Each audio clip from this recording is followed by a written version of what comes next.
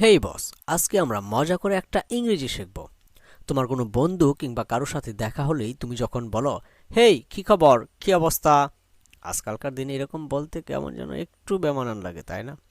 So এই কথাটা তুমি যদি একটু ইউনিকভাবে ডং করে বলো, দোস্ত হাওয়ার থিংস, কি অবস্থা, কিংবা হেই হাওয়ার থিংস, কি অবস্থা, তাহলে কত মজা করে তোমার একটা ইংরেজি শেখা এবং বলা হয়ে গেল। একবার ভেবে দেখেছো?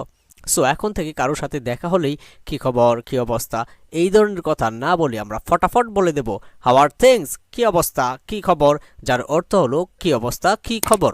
সো প্রতিদিন মজা করে একটা করে ইংরেজি শেখো, 30 দিনে হয়ে যাবে 30টা, আর 90 দিনে হয়ে যাবে 90টা, আর 90টা শেখা হয়ে গেলে তুমি মোটামুটি ভালো একজন প্লেয়ার হয়ে যাবে বস।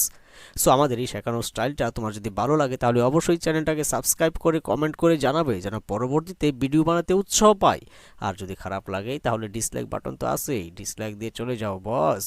সো ভালো থাকবে,